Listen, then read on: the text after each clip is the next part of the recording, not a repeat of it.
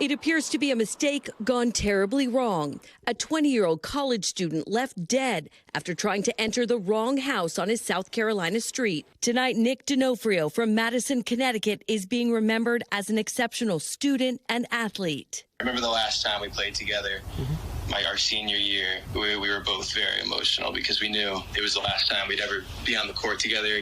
The sophomore at the University of South Carolina had recently moved into a house on South Holly Street, the same street where police say a call came from at 2 a.m. Saturday. First, a report of a burglary. Called to the subject broke in the door. Quickly upgraded to shots fired. I know the subject was hit.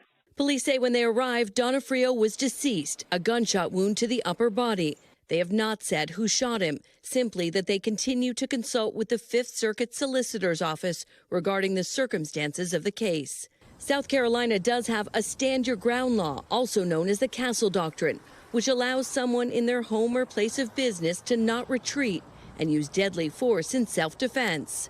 These laws cannot and do not stand for the proposition that if you're on somebody's porch by accident, they have the right to shoot you. You have to be in fear in South Carolina of imminent great bodily injury or death. It's not the first time something like this has happened. Earlier this year, a white man in his 80s shot and wounded black teenager Ralph Yarl when he rang the wrong doorbell, while 20-year-old Kaylin Gillis died when someone shot at the car she and her friends were in when they accidentally pulled into the wrong driveway. Tonight in South Carolina, the investigation continues. As Donofrio's family tells our affiliate WIS, we were very lucky to be his parents and love him very much. He was the son that every parent would wish for. Now let's go back to those other cases for just a minute. In both of those previous instances, there were charges filed in spite of those states having stand your ground laws or a castle doctrine.